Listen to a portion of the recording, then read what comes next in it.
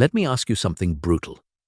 How many times have you known exactly what you needed to do, had the perfect plan laid out in front of you, and then done absolutely nothing? How many dreams have died not because you didn't know what to do, but because you simply couldn't force yourself to do it? You're not alone. Every single day, millions of people wake up with good intentions, clear goals, and the best of plans, only to find themselves stuck in the same cycle of procrastination, overthinking, and excuse-making that has held them back for years. They know what they should be doing. They understand the steps. They have the knowledge. But when it comes to actually taking action, something inside them shuts down. This isn't a book about motivation. Motivation is a lie. It's unreliable. It's temporary. And it's the reason why most people fail. This is about something far more powerful.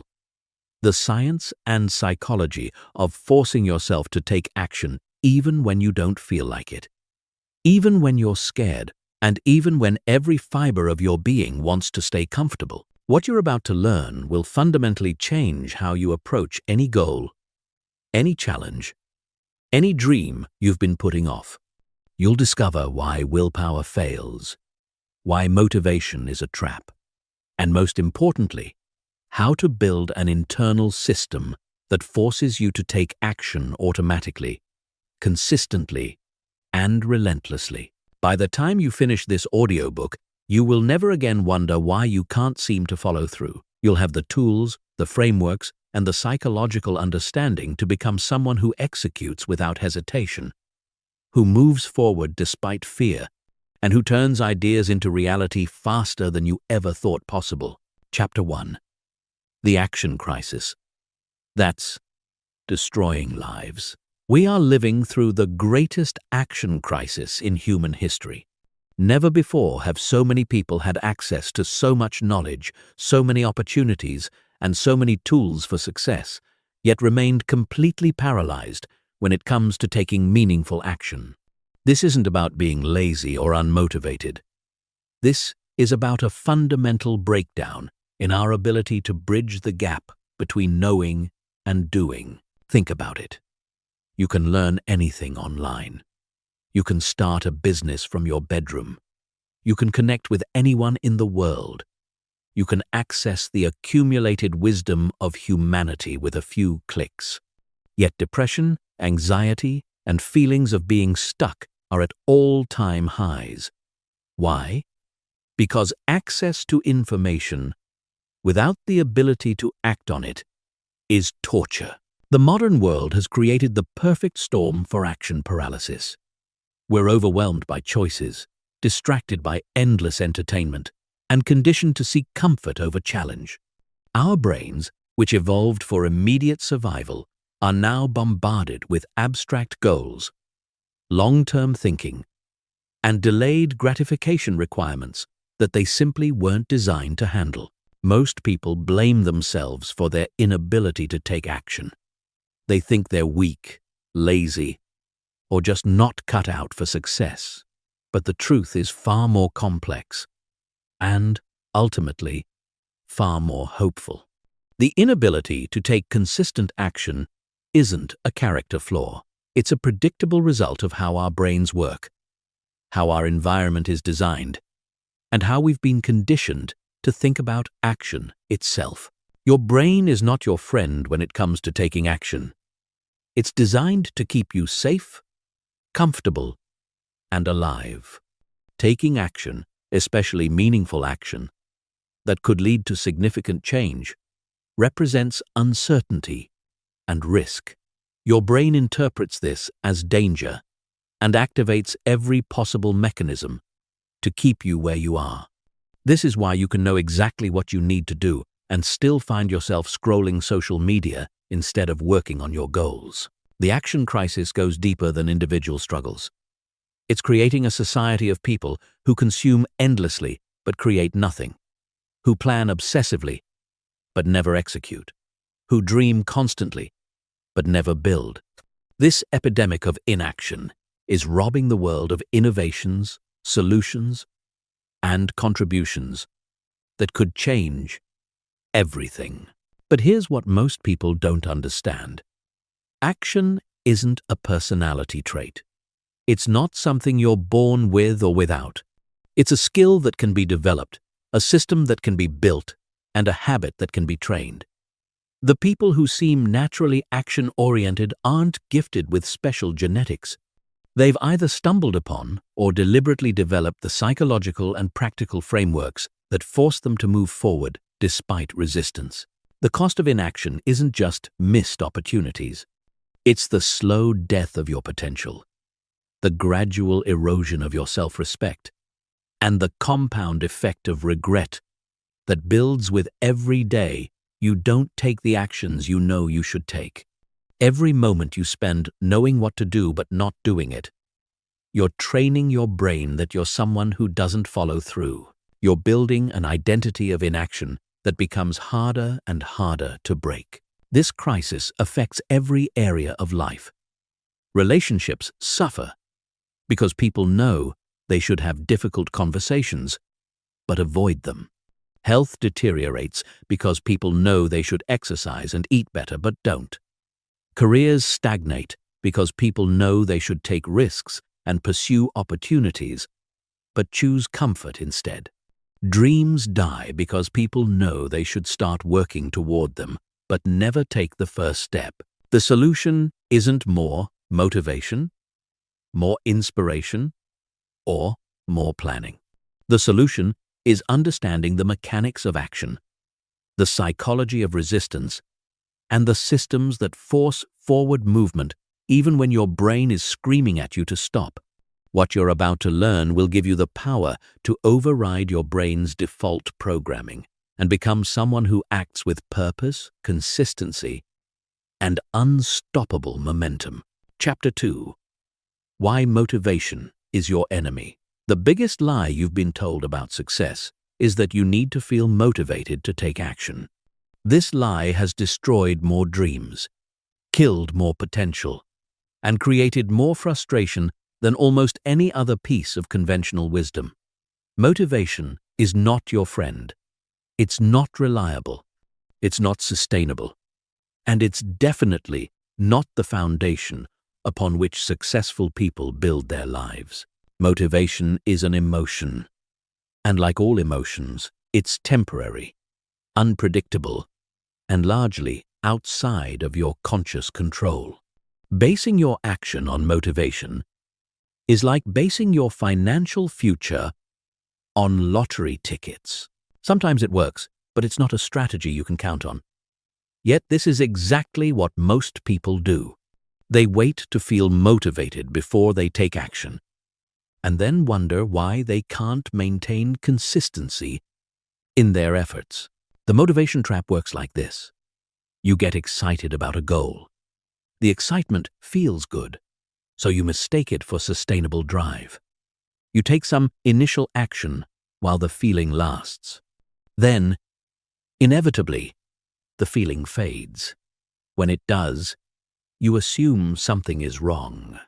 You think you've lost your passion, that maybe this goal wasn't right for you, or that you just don't have what it takes. So you stop. Then you wait for motivation to strike again, creating a cycle of sporadic effort that guarantees mediocre results. Successful people don't rely on motivation. They rely on systems, habits, and psychological frameworks that force them to take action, regardless of how they feel.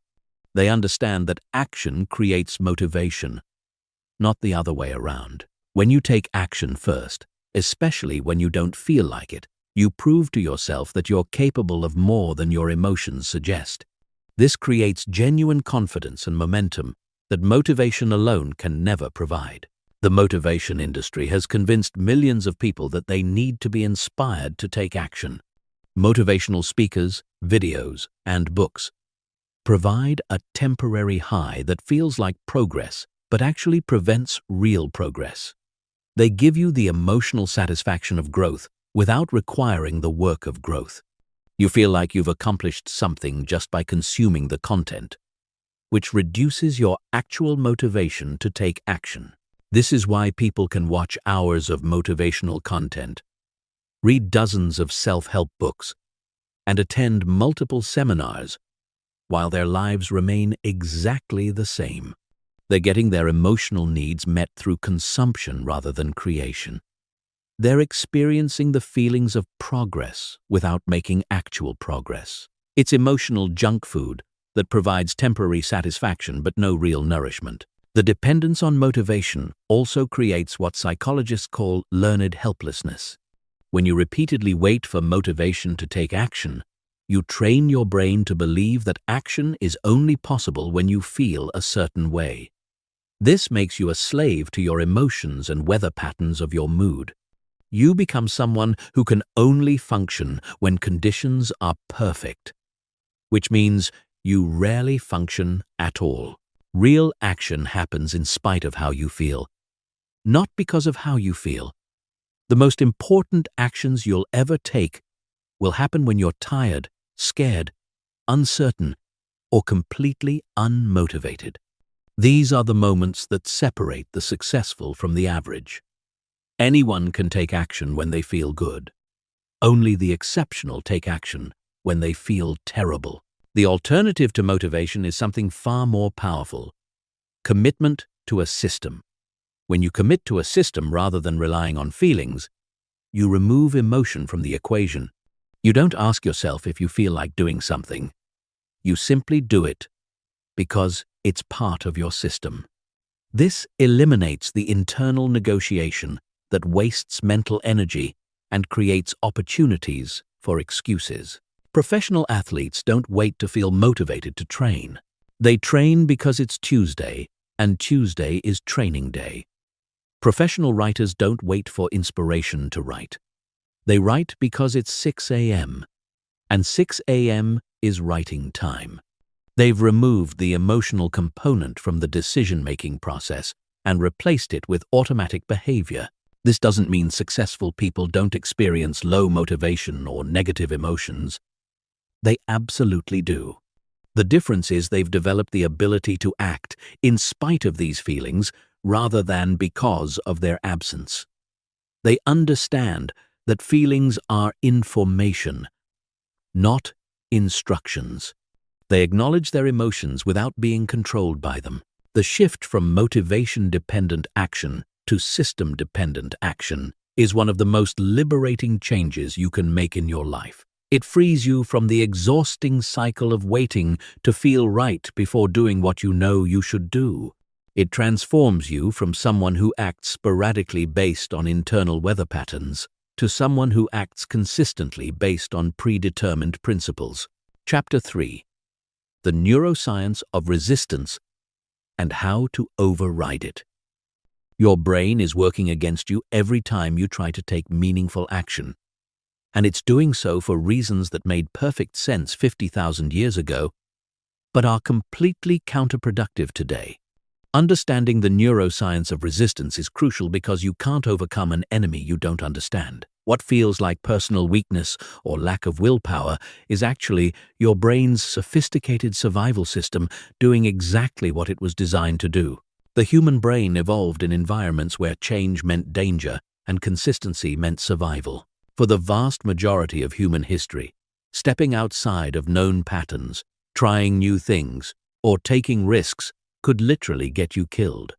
Your ancestors who were more cautious, who stuck with the familiar, who avoided uncertainty, were more likely to survive and pass on their genes. This is why your brain treats any significant change or challenge as a potential threat. When you decide to take action toward a meaningful goal, several neural systems activate to stop you. The amygdala, your brain's alarm system, interprets the uncertainty of new action as danger and triggers fight, flight, or freeze responses. This is why you might feel anxiety, fear, or paralysis when facing important tasks. Your brain isn't broken. It's doing exactly what it evolved to do: keep you alive by keeping you the same. The prefrontal cortex, responsible for executive decision-making, requires enormous amounts of energy to override these survival instincts. This is why taking action feels so mentally exhausting, especially at first. You're literally fighting millions of years of evolutionary programming every time you choose growth over comfort. Most people give up at this point because they think the resistance means they're doing something wrong. Actually, resistance means you're doing something right. But here's the key insight. These neural pathways can be rewired. Neuroplasticity, the brain's ability to form new connections and patterns, means you can literally train your brain to support action instead of resist it. Every time you take action despite feeling resistant, you weaken the neural pathways that create hesitation and strengthen the pathways that create momentum. This is why action becomes easier with practice. Not because the tasks become simpler, but because your brain becomes rewired for execution. The resistance system operates through several predictable mechanisms. First is the planning fallacy, where your brain overestimates the difficulty and underestimates your capability of completing tasks. This makes everything seem harder than it actually is, creating psychological barriers before you even start. Second is the negativity bias, where your brain gives much more weight to potential negative outcomes than positive ones. This makes risk-taking and change feel irrationally dangerous. Third is the status quo bias, your brain's preference for keeping things exactly as they are. This manifests as procrastination, excuse-making, and finding reasons why now isn't the right time to take action. Fourth is analysis paralysis, where your brain keeps you stuck in planning and research mode because thinking about action feels safer than actually taking action. These aren't character flaws. They're predictable neural responses that can be anticipated and countered. The key to overriding neural resistance is understanding that you don't need to eliminate these feelings to take action. Trying to wait until you feel confident, motivated, or fearless is a trap, because these survival systems will always activate when you're doing something meaningful. Instead, you need to develop the skill of acting with resistance, not without it. One of the most powerful techniques for overriding resistance is the 2-minute rule. When your brain is resisting a task, commit to doing it for just 2 minutes. This bypasses the amygdala's threat detection because 2 minutes doesn't feel dangerous. Once you start, momentum often carries you forward because the act of beginning changes your brain state from resistance to engagement. Your brain realizes the task isn't actually threatening and stops sending alarm signals. Another crucial technique is environmental design. Your brain responds to environmental cues more than conscious decisions. If you want to write, put your laptop and notebook on your desk before you go to sleep.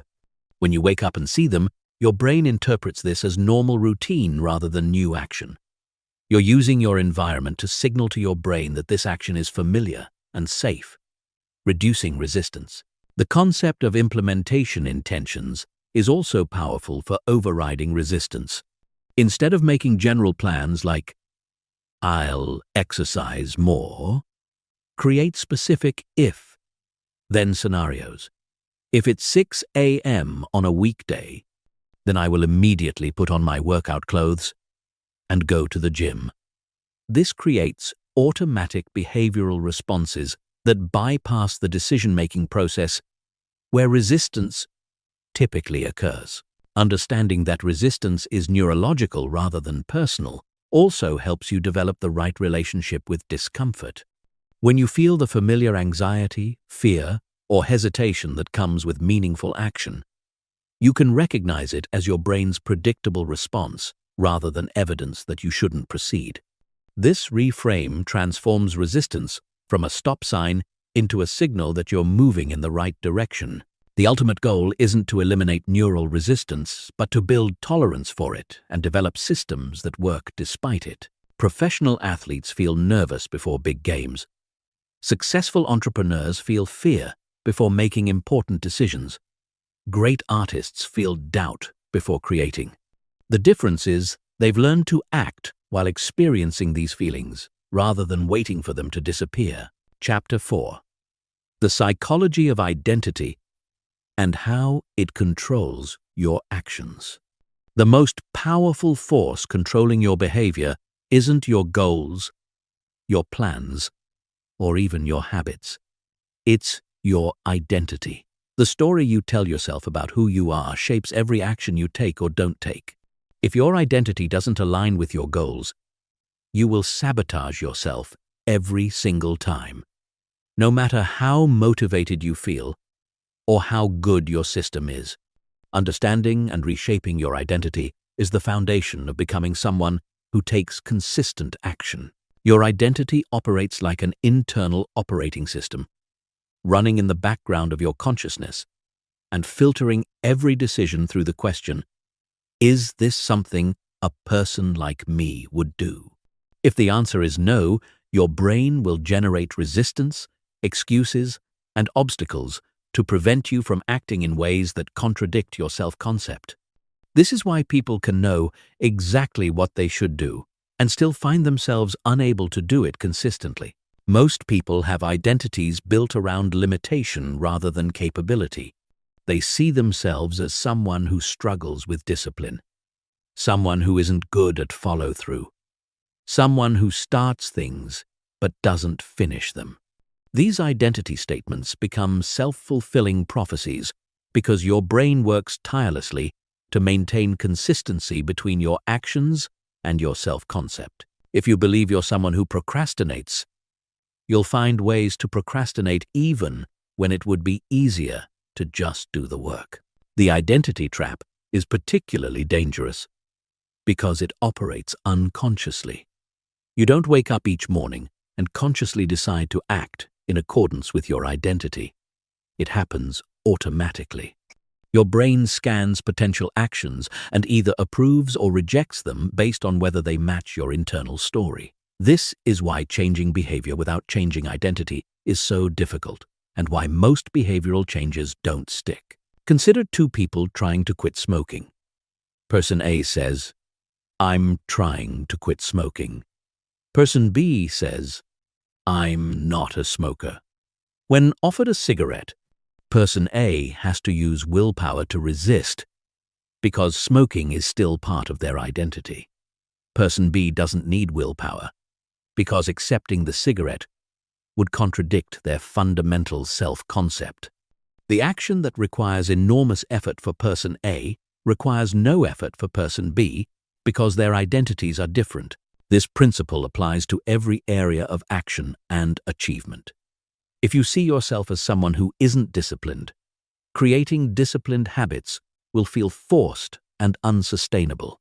If you see yourself as someone who doesn't follow through, completing projects will feel unnatural and difficult. If you see yourself as someone who isn't successful, taking actions that lead to success will create internal conflict and self-sabotage. The good news is that identity isn't fixed. It's malleable and can be consciously reshaped through deliberate action and mental rehearsal. The key is understanding that identity changes through behavior, not the other way around. You don't wait to feel like a disciplined person before acting disciplined.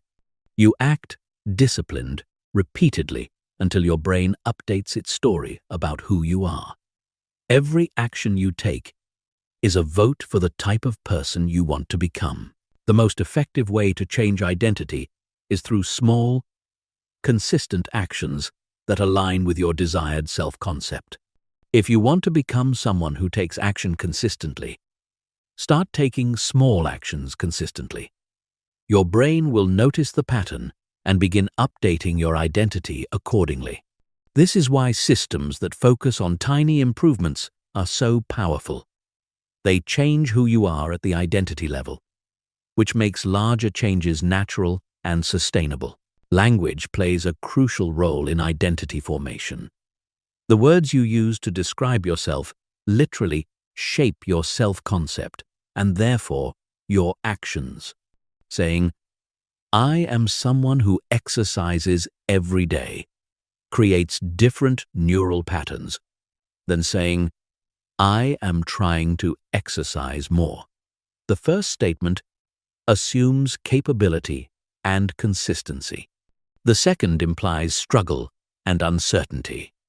Your brain responds to these linguistic cues and adjusts your behavior accordingly. Visualization and mental rehearsal can also accelerate identity change. When you repeatedly imagine yourself taking action, completing goals, and embodying the characteristics you want to develop, your brain begins to treat these imagined experiences as real memories. This creates familiarity with your future self and reduces the resistance that comes with acting in new ways. The concept of identity stacking is particularly powerful for action takers. Instead of trying to completely remake yourself overnight, you add new identity components to your existing self-concept. If you see yourself as a caring parent, you can add, "Caring parents take care of their health," to include exercise in your identity. If you see yourself as a professional, you can add, "Professionals continuously develop their skills," to include learning and growth. Social identity also plays a massive role in determining actions. Humans are tribal creatures, and we unconsciously adjust our behavior to match the group we identify with. If you spend time with people who consistently take action, your brain will treat action-taking as normal social behavior. If you spend time with people who make excuses and avoid challenges, excuse-making becomes your default mode. This is why changing your environment and social circle can be more powerful than trying to change your mindset. Your brain is constantly calibrating what's normal based on what it observes in your environment. If everyone around you procrastinates and settles for mediocrity, these behaviors will feel normal and acceptable. If everyone around you takes action and pursues excellence, these behaviors become your new baseline. The ultimate goal is developing what psychologists call an action-oriented identity. This means seeing yourself as someone who moves forward despite uncertainty, who takes initiative rather than waiting for permission, who solves problems rather than avoiding them. When this becomes your core identity, taking action stops being something you have to force yourself to do. It becomes something you naturally do because it's who you are. Chapter 5. The Architecture of Action. Building systems that force forward movement. Taking action isn't about summoning willpower or waiting for the right moment. It's about building systems that make action inevitable. The most successful people in any field don't rely on motivation or discipline alone. They create environmental, psychological, and practical frameworks that push them forward automatically. Understanding how to build these systems is the difference between sporadic effort and consistent execution. A true action system removes as much decision-making as possible from the equation. Every decision you have to make throughout the day depletes your mental energy and creates an opportunity for resistance to creep in. By designing systems that operate automatically, you preserve your mental resources for the actual work, rather than burning them up on whether or not to work. The foundation of any action system is environmental design. Your environment is constantly sending signals to your brain about what actions are normal, expected, and easy. If you want to write every morning, leave your laptop open with your document ready the night before. Your morning brain doesn't have to decide whether to write or figure out how to start. The environment has already made those decisions.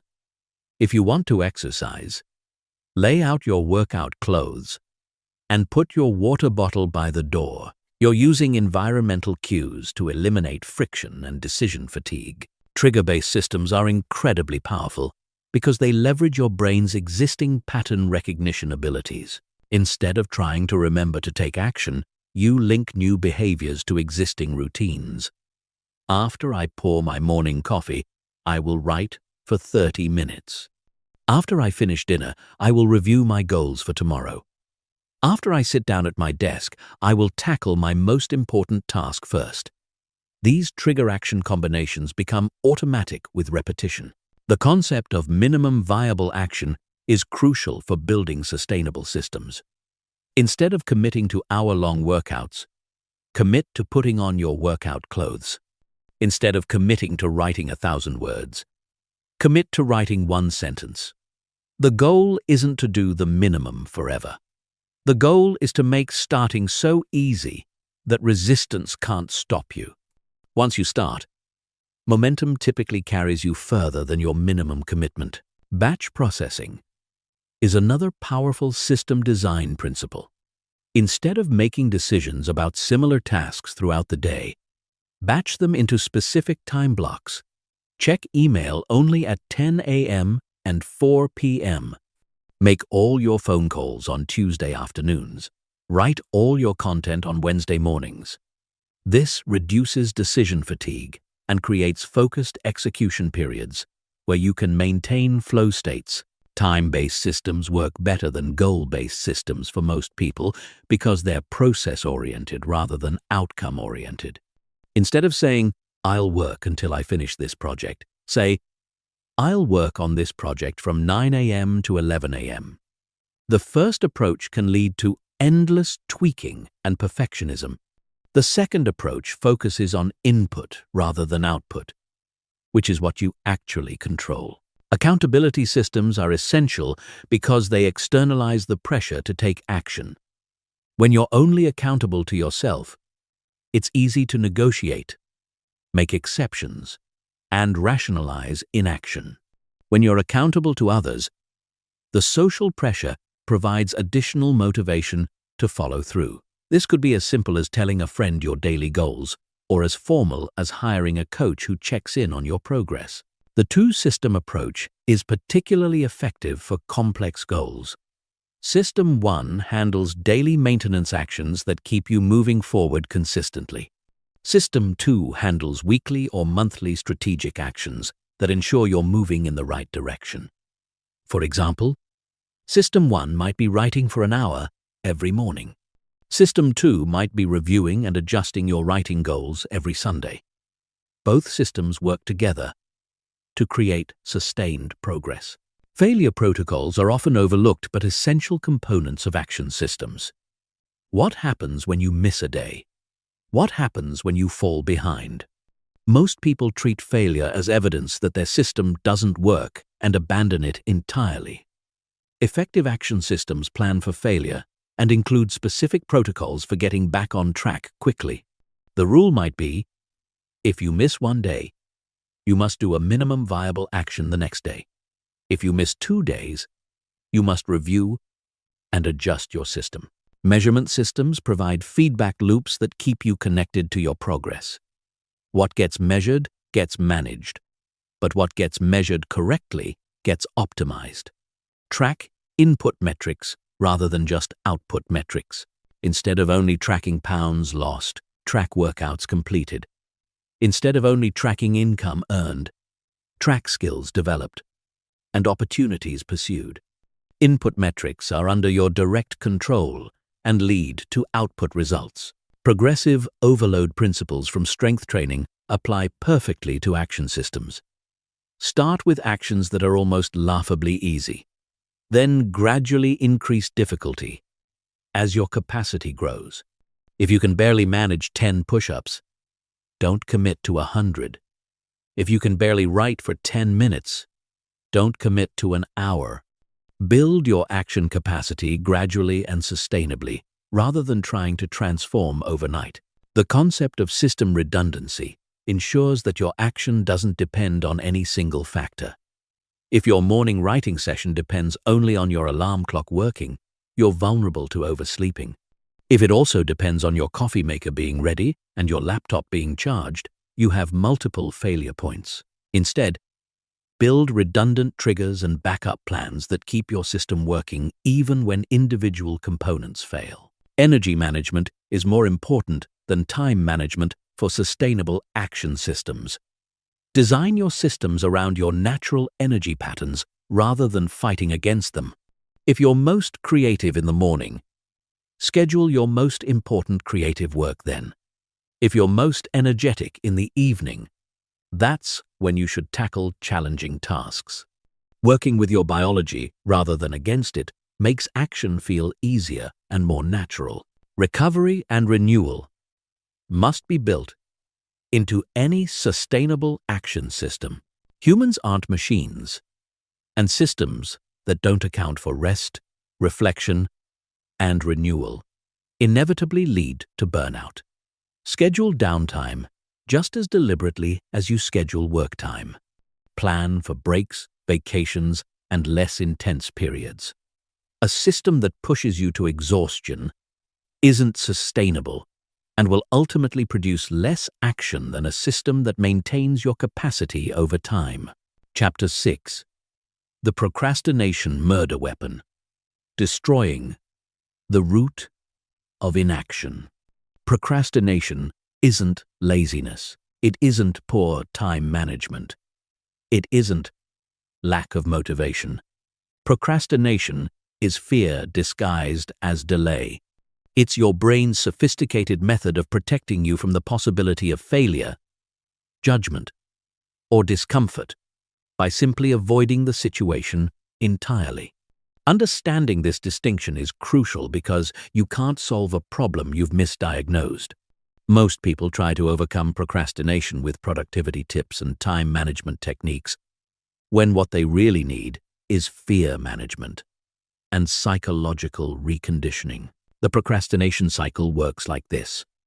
You have a task that matters to you. Because it matters, there's pressure to do it well. This pressure activates your brain's threat detection system, which interprets the possibility of failure as danger. To protect you from this perceived danger, your brain generates resistance in the form of distraction, rationalization, and avoidance. You then engage in substitute activities that provide immediate gratification without risk, temporarily relieving the psychological pressure while ensuring that the original task remains undone. This cycle is insidious because the temporary relief from substitute activities actually reinforces the avoidance behavior. Every time you choose to check social media instead of working on your project, you're training your brain that avoidance feels better than engagement. You're literally conditioning yourself to procrastinate by rewarding the behavior with immediate pleasure and relief from discomfort. The perfectionism component of procrastination is particularly destructive. Many procrastinators are actually perfectionists who would rather not try than risk producing something imperfect. They tell themselves they're waiting for the right time, the right mood, or the right circumstances. But what they're really doing is avoiding the vulnerability that comes with putting imperfect work into the world. This creates an impossible standard where nothing is ever good enough to justify starting. Analysis paralysis is another common form of procrastination, where endless research and planning replace actual execution. The procrastinator convinces themselves they need more information, more preparation, or more certainty before they can begin. This feels productive because learning and planning are activities, but they become procrastination when they're used to avoid the risk and discomfort of real action. The key to destroying procrastination is understanding that you don't overcome it by eliminating the underlying fears. You overcome it by acting in spite of the fears. The goal isn't to feel confident before you start. The goal is to start before you feel confident. This requires a fundamental shift in how you relate to discomfort and uncertainty. The 5-minute rule is devastatingly effective against procrastination because it bypasses the fear response entirely. When you commit to working on something for just 5 minutes, the task doesn't feel threatening enough to trigger avoidance behaviors. 5 minutes isn't long enough to fail significantly or produce something embarrassingly bad. But 5 minutes is long enough to create momentum, and momentum is procrastination's greatest enemy. Implementation intentions are another powerful weapon against procrastination. instead of making vague commitments like, "I'll work on my project later." Create specific if-then plans. If it's 2 p.m. and I'm at my desk, then I will open my project file and work for exactly 15 minutes. This removes the decision-making process that procrastination exploits and creates automatic behavioral responses. The concept of productive procrastination can also be useful when managed correctly. Instead of fighting procrastination entirely, you can redirect it toward less important but still valuable tasks. If you're avoiding your main project, have a list of secondary tasks ready. This way, even when you're procrastinating on your primary goal, you're still being productive and maintaining forward momentum. Environmental manipulation is crucial for procrastination destruction. Remove as many barriers to starting as possible and add barriers to procrastination activities. If you procrastinate by browsing the internet, use website blockers during your work hours. If you procrastinate by watching TV, unplug it and put the remote in another room. Make procrastination harder and action easier by designing your environment to support your goals rather than your avoidance patterns. The procrastination emergency protocol should be activated when you catch yourself in avoidance mode. First, acknowledge what's happening without judgment. Say, "I notice I'm procrastinating," rather than, "I'm such a lazy person." Second, identify the fear driving the avoidance. Are you afraid of failure, judgment, discomfort? Third, commit to the smallest possible action. Open the document. Write one sentence. Make one phone call. Fourth, focus only on starting, not finishing. You can always stop after you start, but you can't continue if you never begin. Time boxing is particularly effective for chronic procrastinators because it provides both structure and escape routes. Commit to working on your task for a specific time period, say 20 minutes, and give yourself permission to stop when the time is up. This reduces the psychological weight of the task because you're not committing to completion, just to engagement. Most of the time, you'll find that starting is the hardest part, and you'll continue working past your time limit. The procrastination paradox is that the things we avoid most are often the things that would improve our lives most dramatically. The tasks we procrastinate on are usually the ones with the highest stakes, the greatest potential impact, and the most significant consequences for our future. This means that overcoming procrastination isn't just about productivity. It's about claiming your life back from fear and taking control of your destiny. Breaking the procrastination habit requires consistent practice of acting despite discomfort. Every time you take action when you don't feel like it, you're building what psychologists call distress tolerance. You're training your nervous system to handle uncertainty, imperfection, and potential failure without automatically defaulting to avoidance. This is a skill that compounds over time and eventually makes action your default response rather than procrastination. Chapter 7. The Momentum Machine. How to generate unstoppable forward motion. Momentum is the closest thing to magic in personal development. When you have momentum, actions that normally require enormous effort feel effortless. Decisions that usually paralyze you become obvious. Progress that typically takes months happens in weeks. Understanding how to generate and maintain momentum is the difference between struggling through life and flowing through it with purpose and power. Newton's first law of motion applies perfectly to human behavior. Objects at rest tend to stay at rest, and objects in motion tend to stay in motion. When you're stuck in inaction, every movement feels difficult because you're fighting against inertia. But once you're moving, maintaining that movement becomes natural because momentum carries you forward. The key is understanding how to overcome initial resistance and generate enough speed to reach the momentum threshold. Most people misunderstand momentum. They think it's about doing big things consistently, but momentum actually comes from doing small things consistently. Big actions are impressive, but often unsustainable. Small actions seem insignificant, but create the compound effect that builds into unstoppable force. A person who writes one page every day will generate more momentum and accomplish more than someone who writes 20 pages once a month. The momentum equation has three components: frequency, consistency, and progression. Frequency means taking action often enough to maintain forward motion. Daily action builds more momentum than weekly action. Weekly action builds more momentum than monthly action. Consistency means taking action regardless of circumstances, mood, or motivation. Progression means gradually increasing the difficulty or intensity of your actions over time. Starting rituals are essential for momentum generation because they create predictable triggers that initiate action automatically. A starting ritual might be as simple as clearing your desk, making a cup of coffee, and opening your project file.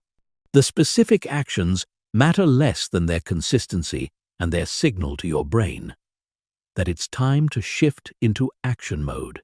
Professional athletes have elaborate pre-game rituals, not because they're superstitious, but because rituals create psychological momentum. The concept of minimum effective action is crucial for momentum building. This is the smallest action you can take that still moves you toward your goal. If your goal is to write a book, your minimum effective action might be writing one sentence. If your goal is to get fit, your minimum effective action might be doing one push-up. The point isn't to only do the minimum forever. The point is to ensure that you never break your momentum by having an action that's so small it's impossible to skip. Momentum stacking involves linking new actions to existing momentum streams. If you already have a strong morning routine, you can add new behaviors to that routine, rather than trying to create entirely new momentum patterns. If you already exercise consistently, you can add meditation to your post-workout routine. This leverages existing behavioral momentum to power new habits without starting from zero. The momentum destroyer that kills most people's progress is perfectionism. Perfectionists often stop taking action the moment they produce something imperfect or make a mistake. This breaks momentum and forces them to start over repeatedly. The alternative is adopting a progression mindset, where imperfect action is valued over perfect inaction.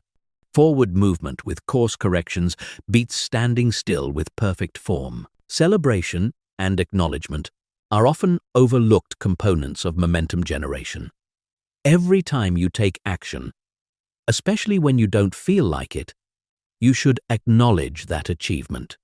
This doesn't mean throwing a party for writing one sentence, but it does mean consciously recognizing that you followed through on your commitment. This recognition reinforces the neural pathways associated with action taking and makes future action more likely. The momentum measurement system should focus on consistency streaks rather than just outcomes. Track how many days in a row you've taken action, not just what you've accomplished. A streak of 100 days of writing one page is more valuable than writing 50 pages once, because the first scenario builds momentum while the second doesn't. Streaks create psychological investment that makes breaking the pattern feel costly. Environmental momentum involves setting up your space to support continued action. This means removing barriers to your next action and adding barriers to momentum-breaking activities. If you're building writing momentum, leave your laptop open with your document ready. If you're building exercise momentum, lay out your workout clothes the night before. Your environment should pull you toward action rather than requiring willpower to overcome friction. Energy management is critical for momentum sustainability. Many people build initial momentum through sheer force and then burn out when their energy runs low. Sustainable momentum requires matching your energy expenditure to your energy capacity and building in recovery periods. This means scheduling your most important actions during your peak energy hours and protecting your energy from non-essential activities. The momentum transfer principle allows you to use success in one area to fuel action in another. When you're feeling confident and capable because you just completed a challenging workout, that's the perfect time to make a difficult phone call or tackle a project you've been avoiding. Momentum is emotional as much as it is practical, and positive emotions from one accomplishment can power action in completely different areas. Social momentum leverages the power of environment and community to maintain forward motion. When you surround yourself with people who are also taking action toward meaningful goals, their momentum becomes contagious. You stop seeing action as unusual or difficult and start seeing it as normal behavior. This social proof makes maintaining your own momentum feel natural rather than forced. The compound momentum effect is what separates extraordinary achievers from everyone else. Small daily actions create momentum. Momentum makes larger actions possible. Larger actions create bigger results. Bigger results create more confidence. More confidence enables even larger actions. This creates an upward spiral where your capacity for action grows exponentially rather than linearly. Breaking momentum is easier than building it, which is why momentum protection is so important. Identify the activities, people, and circumstances that tend to break your momentum patterns and develop strategies for managing them. This might mean saying no to certain commitments, avoiding specific environments during crucial momentum-building periods, or having backup plans for when your normal routine gets disrupted. Chapter 8. The Consistency Code. Systems for Relentless Daily Execution. Consistency is the compound interest of personal development. Small actions performed daily create exponential results over time, while sporadic large efforts produce linear results at best. The difference between people who achieve extraordinary things and those who don't isn't talent, intelligence, or even motivation. It's the ability to show up and take action day after day, regardless of circumstances, feelings, or external pressures. Most people fail at consistency because they misunderstand what it requires. They think consistency means being perfect, never missing a day, and maintaining the same intensity forever. This perfectionist approach to consistency guarantees failure because it doesn't account for the reality of human limitations, changing circumstances, and natural energy fluctuations. True consistency is about persistence, not perfection.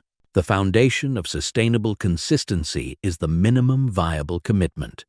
This is the smallest action you can take that still moves you toward your goal and that you can realistically perform every single day, even on your worst days. If you want to build a writing habit, your minimum viable commitment might be writing 50 words. If you want to build an exercise habit, it might be doing 5 push-ups. The key is making your minimum so small that skipping it feels ridiculous. The consistency paradox is that by committing to less, you often achieve more. When you remove the pressure to perform at high levels every day, you eliminate the main reason people break consistency streaks. Most of the time, you'll exceed your minimum commitment because starting is the hardest part. But on difficult days, you can honor your commitment with minimal effort and maintain your streak.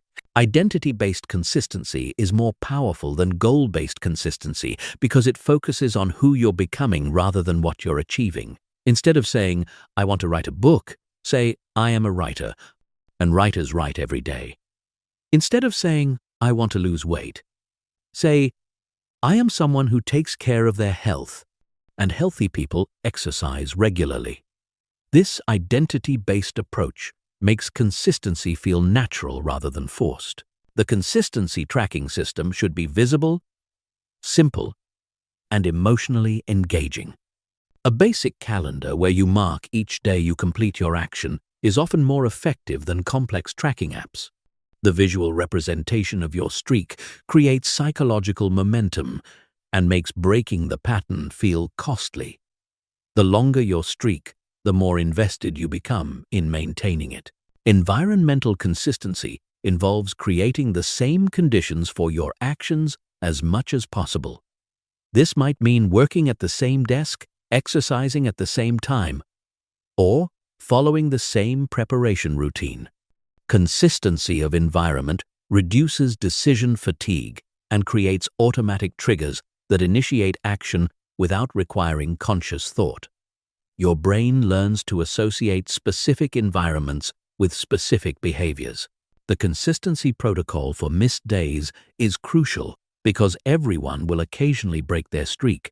When this happens, the key is to get back on track immediately rather than using the missed day as an excuse to abandon the habit entirely.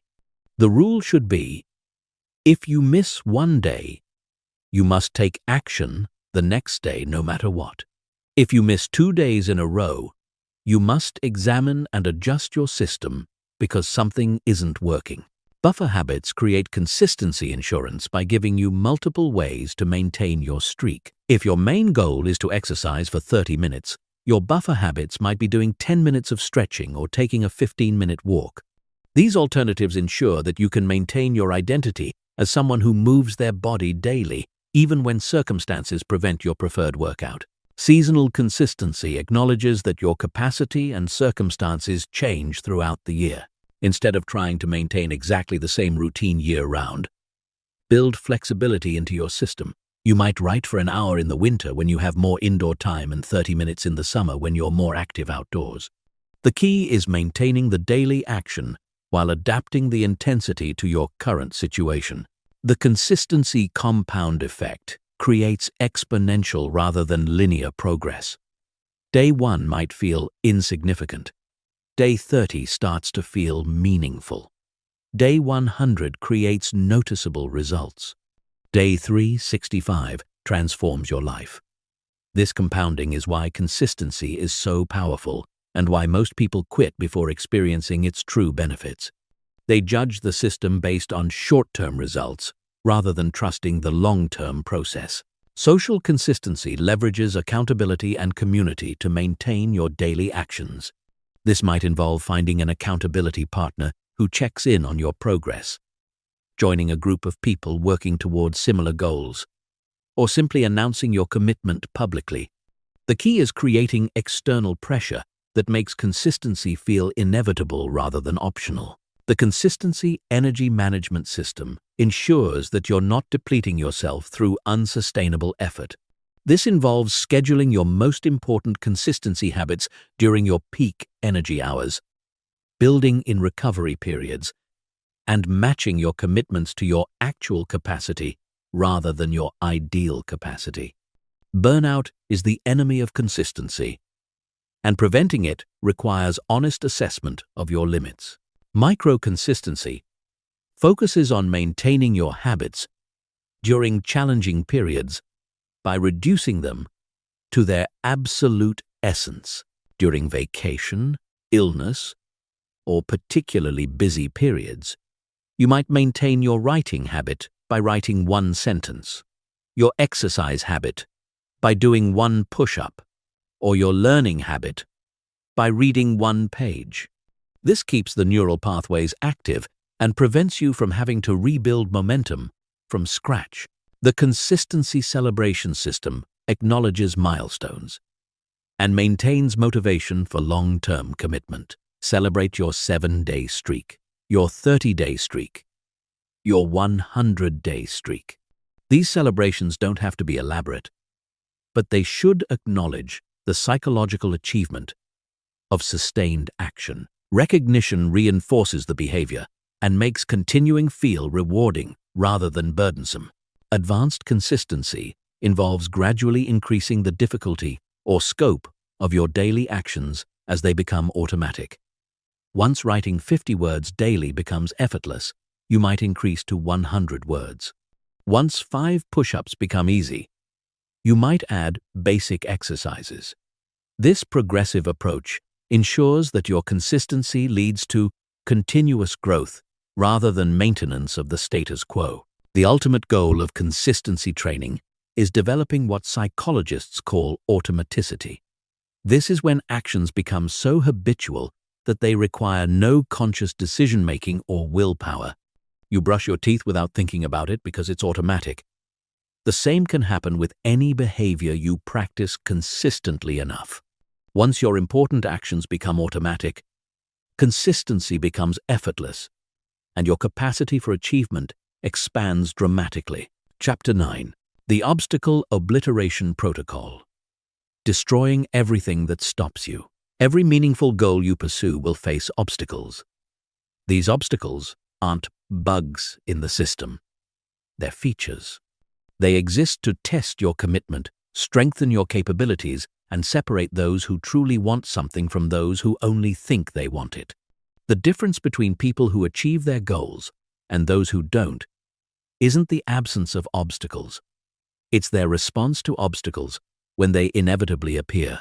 Most people treat obstacles as evidence that they should quit. They encounter resistance, setbacks, or challenges and interpret these as signs that they're on the wrong path or that success isn't meant for them. This victim mindset transforms every obstacle into a permanent barrier. The alternative is developing an obstacle obliteration mindset, where challenges become puzzles to solve rather than reasons to stop. The obstacle anticipation system involves identifying potential barriers before they appear and developing response strategies in advance. If you're starting a business, anticipate cash flow problems and have financing options ready. If you're trying to lose weight, anticipate social pressure and have response scripts prepared. If you're building new habits, anticipate motivation dips and have minimum viable actions defined. Preparation eliminates the shock and paralysis that obstacles often create. Internal obstacles are often more dangerous than external ones because they're invisible and operate through self-sabotage. These include limiting beliefs, fear of success, imposter syndrome, and perfectionism. Internal obstacles convince you that you're not capable, not worthy, or not ready for the success you're pursuing. They operate through subtle mental resistance that feels like your own thoughts and therefore seems valid and true. The limiting belief audit involves identifying and challenging the thoughts that constrain your actions. Write down every reason you give yourself for why you can't achieve your goal. Then examine each reason critically. Is it actually true? Is it always true? What evidence contradicts it? What would be possible if it weren't true? Most limiting beliefs collapse under honest examination because they're based on outdated information or fear rather than current reality. External obstacles include time constraints, financial limitations, lack of resources, other people's resistance, and environmental barriers. While these obstacles are real, they're rarely insurmountable. They require creative problem-solving, resource acquisition, or strategic pivoting rather than abandonment of the goal. External obstacles test your resourcefulness and commitment, but they don't determine your ultimate success or failure. The resource multiplication strategy transforms obstacles into opportunities by forcing creative solutions. When you can't afford professional equipment, you learn to create with basic tools, which often leads to more innovative approaches. When you don't have connections, you develop relationship-building skills. When you don't have time, you learn efficiency and prioritization. Obstacles force you to develop capabilities you wouldn't otherwise need. The pivoting protocol activates when your current approach isn't working despite sustained effort. Pivoting doesn't mean quitting. It means adjusting your strategy while maintaining your commitment to the ultimate goal. If direct application doesn't work, try teaching the skill to others. If starting your own business seems impossible, develop entrepreneurial skills within your current job. If writing a novel feels overwhelming, start with short stories. The support system activation involves leveraging other people to help you overcome obstacles you can't handle alone. This might mean hiring experts, finding mentors, joining communities, or simply asking friends for help. Many people fail because they try to overcome every obstacle independently, when collaboration and assistance could provide easier solutions. Pride and independence become obstacles themselves when they prevent you from accessing available help. The emotional obstacle management system addresses the feelings that obstacles create: frustration, discouragement, anger, and hopelessness. These emotions are normal responses to challenges, but they become problems when they prevent continued action. The key is acknowledging these feelings without being controlled by them. Feel frustrated, then take the next action anyway. Feel discouraged, then show up tomorrow regardless. The persistence versus futility distinction is crucial for obstacle navigation. Persistence means continuing to work toward a goal despite obstacles and setbacks. Futility means continuing to use ineffective approaches despite repeated failure. The difference is adaptation. Persistent people modify their strategies while maintaining their commitment.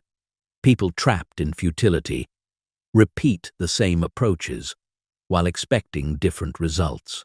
The obstacle reframe technique transforms barriers into opportunities by changing your interpretation of challenges. Instead of seeing obstacles as problems, see them as training for the person you need to become to achieve your goal.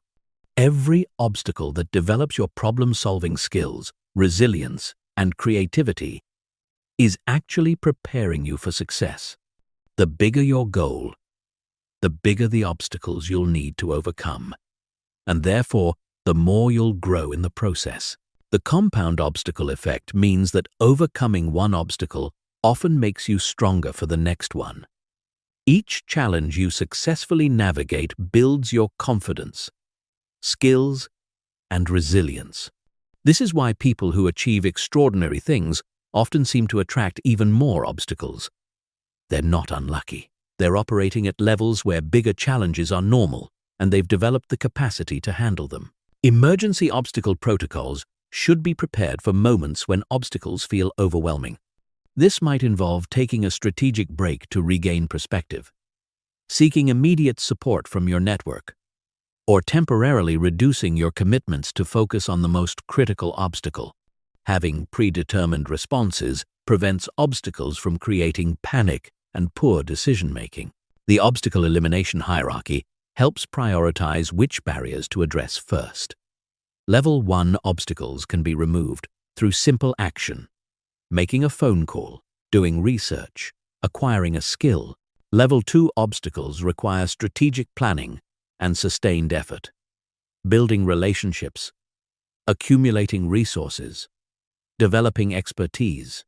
Level 3 obstacles require fundamental changes: relocating, changing careers, transforming your identity. Start with Level 1 obstacles to build momentum before tackling higher-level challenges. The ultimate obstacle is often yourself. Your fears, your past conditioning, your comfort zone, and your resistance to growth. External obstacles are temporary and situation-specific. Internal obstacles follow you wherever you go and affect everything you try to achieve. This is why personal development is the most important investment you can make. Every improvement in your mindset, skills, and emotional capacity multiplies your ability to overcome any obstacle you encounter. Chapter 10. The acceleration phase. From steady progress to exponential results. There comes a moment in every journey toward meaningful achievement when steady progress transforms into exponential acceleration. This isn't luck or coincidence. It's the predictable result of accumulated momentum, developed skills, and strategic positioning reaching a critical mass that creates breakthrough results. Understanding how to recognize and leverage these acceleration phases is what separates good achievers from exceptional ones. Most people never experience true acceleration because they quit during the steady progress phase. They mistake linear improvement for lack of progress and abandon their efforts just before exponential results begin.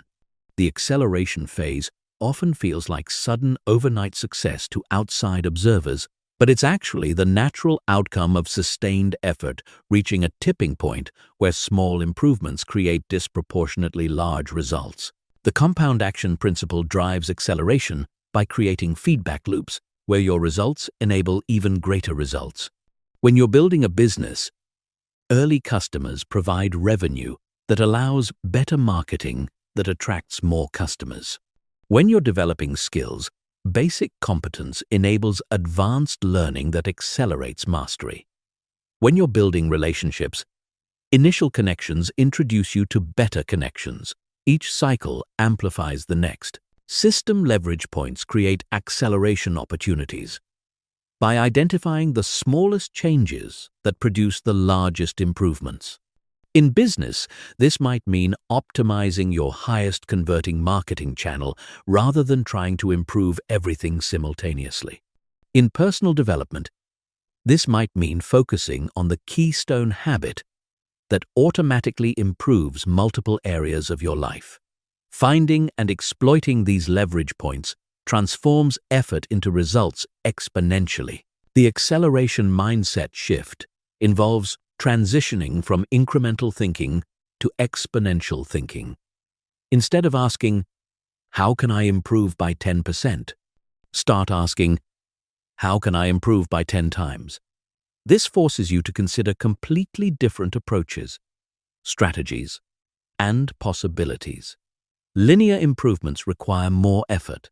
Exponential improvements require different thinking and often less effort applied in higher leverage ways. Network effect acceleration occurs when your connections and relationships begin working together to create opportunities you couldn't access individually. This happens when you've built enough relationships that introductions become automatic, referrals become frequent, and collaborative opportunities emerge naturally. The network itself becomes a force multiplier that accelerates your progress beyond what individual effort could achieve. Skill stack acceleration develops when seemingly unrelated abilities combine to create unique competitive advantages. A programmer who learns marketing becomes more valuable than someone who's only a programmer or only a marketer. A salesperson who develops analytical skills can identify patterns that purely intuitive salespeople miss. The combination of skills often creates capabilities that are more valuable than the sum of their parts. The reinvestment acceleration strategy involves consistently putting your results back into the system that created them. If you're building wealth, reinvest profits rather than spending them on lifestyle inflation. If you're developing skills, use your new capabilities to access better learning opportunities. If you're growing a platform, use your increased influence to create even more valuable content. Reinvestment creates compound growth that accelerates over time. Technology and automation acceleration happens when you leverage tools and systems to multiply your individual efforts. This might mean using software to automate routine tasks, hiring team members to handle operations while you focus on growth, or building systems that work without your direct involvement. The goal is transitioning from trading time for results to building assets that generate results continuously. The momentum threshold represents the point where your consistent actions have created enough force that progress becomes self-sustaining. Before this threshold, every action requires conscious effort and discipline. After this threshold, not taking action feels unnatural because momentum pulls you forward automatically. Reaching this threshold is what transforms temporary behavior changes into permanent lifestyle shifts. Strategic positioning acceleration involves deliberately placing yourself in environments, relationships, and opportunities where success becomes more likely and more rapid. This might mean moving to a city with better career opportunities, joining organizations where you can meet influential people, or choosing projects that build valuable skills even if they don't pay well initially. Position influences outcomes more than most people realize. The acceleration paradox is that the actions required to reach acceleration often seem unreasonable during the steady progress phase. Writing every day for 6 months without seeing significant results feels excessive until your skills reach the level where opportunities start appearing. Building relationships for years without immediate returns feels wasteful until your network begins creating exponential opportunities. Acceleration requires faith in the process during periods when the process feels ineffective. Crisis-driven acceleration sometimes occurs when obstacles or failures force rapid adaptation and innovation. What initially seems like setbacks can become catalysts for breakthrough thinking and dramatic improvement. Job loss can accelerate entrepreneurship. Health problems can accelerate lifestyle optimization. Relationship endings can accelerate personal development. The key is recognizing crisis as an acceleration opportunity rather than just a problem to survive. Measurement during acceleration phases requires different metrics than during building phases. During building, you measure inputs, actions taken, time invested, skills developed. During acceleration, you measure leverage, results per unit of effort, exponential growth rates, and compound effects. The same metrics that motivated you during steady progress might actually limit your thinking during acceleration phases. The sustainability challenge during acceleration involves maintaining the systems and habits that created your breakthrough while scaling to new levels. Success often creates new pressures, opportunities, and distractions that can derail the very behaviors that generated the success. The temptation is to abandon proven systems for more exciting opportunities, but sustainable acceleration requires maintaining your foundation while building upon it. Planning for multiple acceleration phases involves recognizing that breakthrough moments will occur repeatedly throughout your journey, each requiring different strategies and capabilities. Your first acceleration might be driven by skill development. Your second might be driven by network effects. Your third might be driven by strategic positioning. Preparing for these different types of acceleration helps you recognize and leverage them when they occur. The ultimate acceleration comes from developing the ability to create acceleration in any field or endeavor. This meta skill involves pattern recognition, strategic thinking, and execution capability that transfers across domains. Once you've successfully navigated acceleration phases in one area, you can apply the same principles to accelerate progress in any area of your life. This transforms you from someone who occasionally achieves goals into someone who systematically creates extraordinary results. Chapter 11. The Psychology of Pressure. Using stress and deadlines as action accelerators. Most people view pressure as the enemy of performance, something to be avoided or minimized whenever possible. This is a fundamental misunderstanding that keeps them operating at a fraction of their potential. Pressure isn't the opposite of peak performance. When properly managed and strategically applied, pressure is the catalyst that transforms ordinary capabilities into extraordinary results.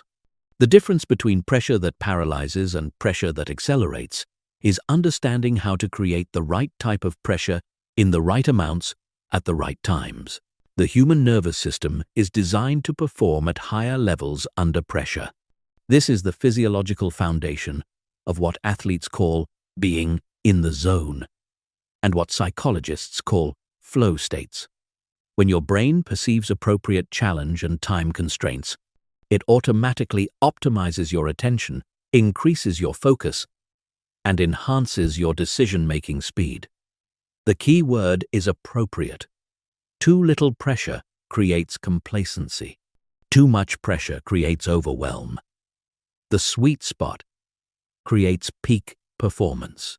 Eustress versus distress is the crucial distinction for using pressure effectively. Eustress is positive stress that enhances performance, creativity, and motivation. It's the feeling you get when facing an exciting challenge with adequate resources and capabilities. Distress is negative stress that impairs performance, clouds judgment, and depletes energy.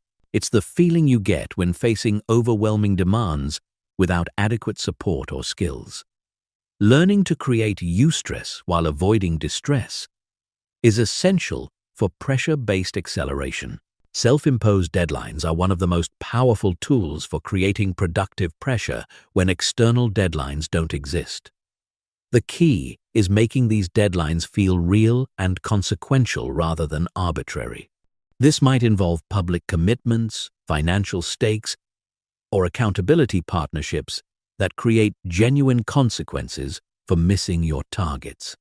A deadline without consequences is just a suggestion, and your brain will treat it accordingly. The urgency creation protocol involves artificially shortening timelines to force rapid decision-making and action.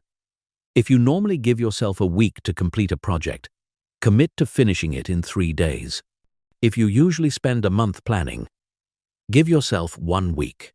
This compressed timeline eliminates perfectionism, reduces overthinking, and forces you to focus on what actually matters versus what feels thorough or complete. Productive pressure requires matching the intensity of pressure to the complexity of the task. Simple tasks benefit from high pressure and tight deadlines because there's little risk of overwhelm. Complex tasks require moderate pressure with longer deadlines because excessive urgency can impair the careful thinking that complex work requires. Learning to calibrate pressure levels prevents both underperformance from insufficient urgency and poor quality from excessive rushing. The pressure gradient system involves gradually increasing pressure over time rather than applying maximum pressure immediately. Start with comfortable deadlines and progressively shorten them as your capacity and confidence grow. This builds your tolerance for pressure while avoiding the shock that can create resistance and avoidance. Like physical training, pressure tolerance improves through progressive overload rather than sudden maximal effort. Social pressure amplification leverages human psychology's responsiveness to others' expectations and observations. When you announce your deadlines publicly, commit to delivering work to others, or place your reputation on the line, you activate powerful social motivation systems that private commitments can't match. The fear of public failure and the desire for social approval become forces that pull you toward action, even when internal motivation is low. Financial pressure can be strategically created through pre-commitment devices that make inaction costly. This might involve paying for courses or coaching in advance, placing money in escrow that you forfeit if you don't meet deadlines, or making financial commitments that require you to generate income through action. When inaction has a clear financial cost, your brain treats action as necessary rather than optional. The pressure release valve is essential for preventing pressure from becoming overwhelming and counterproductive. This involves building in specific times and methods for reducing pressure when it becomes excessive.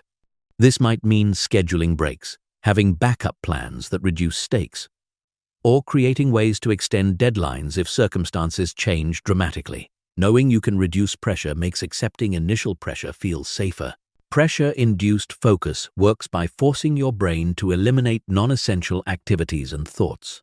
When you have limited time to accomplish something important, your attention automatically filters out distractions and zeroes in on what matters most.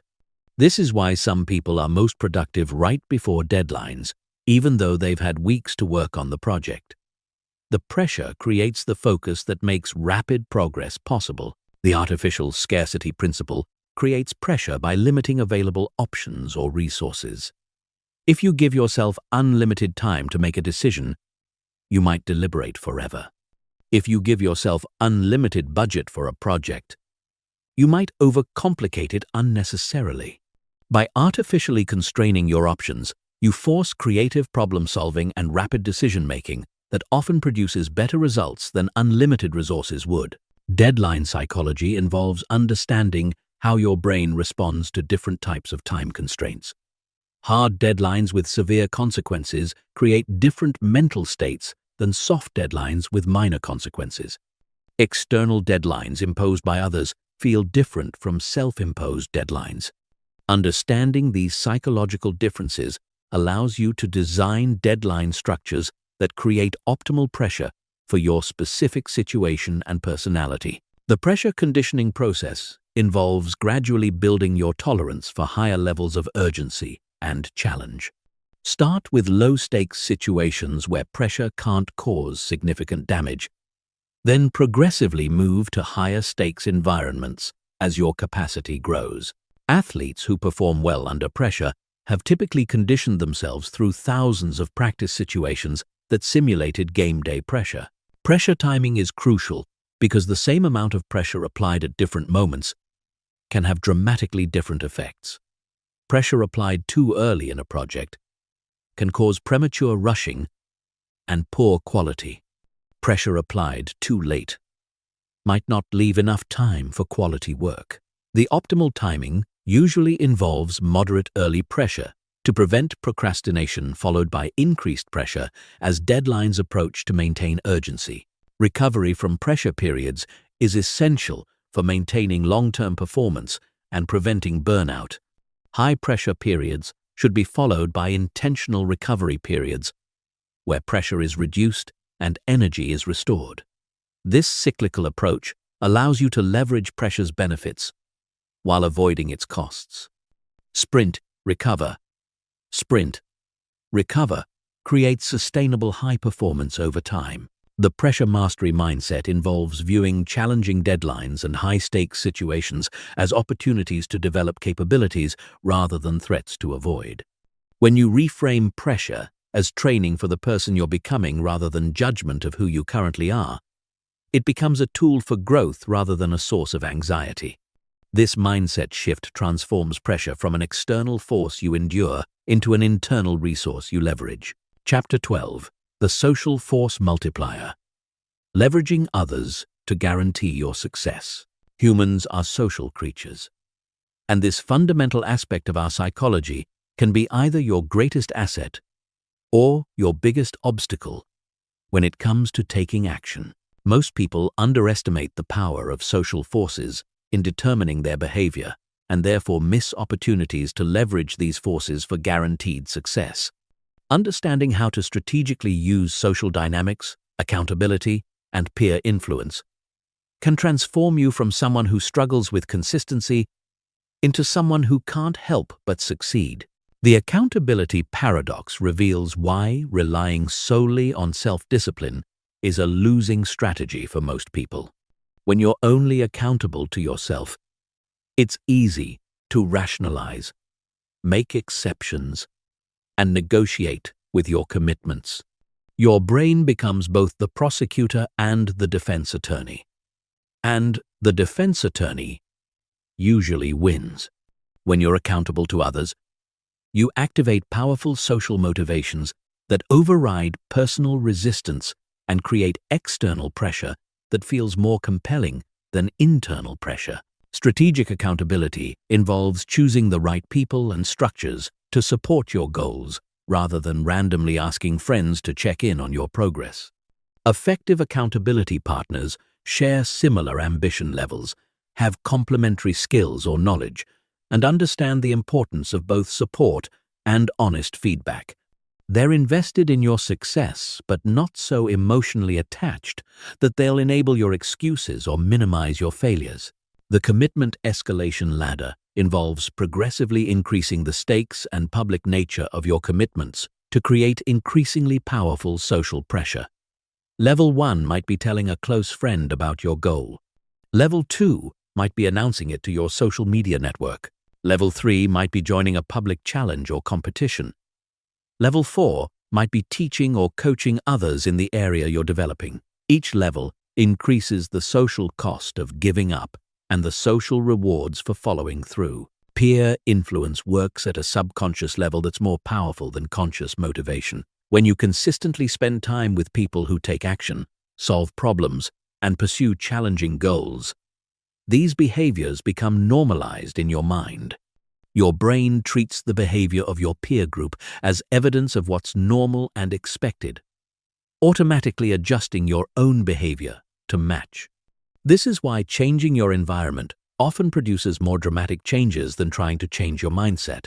The mastermind principle leverages collective intelligence and mutual accountability to accelerate individual progress. In a properly structured mastermind group, each member commits to specific goals and regularly reports their progress to the group. The combination of diverse perspectives, shared resources, and mutual support creates results that exceed what any individual could achieve alone. The key is ensuring all members have similar commitment levels and complementary strengths. Competition psychology can be strategically used to drive action even if you're not naturally competitive. This doesn't require formal competitions or aggressive rivalry. It can be as simple as tracking your progress alongside others, working towards similar goals, or participating in friendly challenges with peers. The presence of others pursuing similar objectives often activates subtle competitive instincts that increase effort and consistency without creating unhealthy pressure. The social proof acceleration effect occurs when your actions inspire others to take similar actions, creating a positive feedback loop that reinforces your own behavior. When you consistently take action toward your goals, you become a model for others, which strengthens your identity as an action taker and makes consistency feel more natural. Being someone others look to for inspiration creates additional motivation to maintain your standards. Collaborative accountability involves partnering with others who have complementary goals or skills to create mutual support systems. This might mean partnering with someone who wants to build a business while you want to develop marketing skills, or connecting with someone who wants to improve their health while you want to develop coaching abilities. You help them achieve their goals while they help you achieve yours, creating shared investment in mutual success. The public commitment amplification strategy uses the power of reputation and social observation to create pressure that's stronger than private willpower. When you make your goals and progress public, you activate powerful psychological forces, including the desire to be seen as consistent, reliable, and capable. The fear of public failure and the attraction of public recognition become forces that pull you toward action even when internal motivation is low. Social environment design involves deliberately crafting your social surroundings to support the actions you want to take. This might mean joining groups of people who share your goals, finding mentors who've achieved what you want to achieve, or distancing yourself from people whose attitudes and behaviors undermine your progress. Your social environment is constantly influencing your behavior, so designing it intentionally is crucial for consistent action. The teaching effect creates powerful motivation to learn and apply new concepts because you know you'll need to explain them to others. When you commit to teaching something you're learning, whether formally or informally, you activate different mental processes that enhance understanding and retention. You also create social pressure to actually master the material rather than just consuming it passively. Virtual accountability has become increasingly powerful in the digital age, allowing you to connect with like-minded people regardless of geographic location. Online communities, virtual coaching relationships, and digital accountability apps can provide the social pressure and support that many people lack in their immediate environment. The key is choosing virtual accountability that feels as real and consequential as face-to-face relationships. The reciprocity principle can be leveraged to create sustainable accountability relationships where both parties benefit from the exchange. When you help someone else achieve their goals, they feel obligated to help you achieve yours. This creates self-reinforcing cycles of mutual support that don't depend on charity or one-sided generosity. The best accountability relationships feel like valuable exchanges rather than burdens.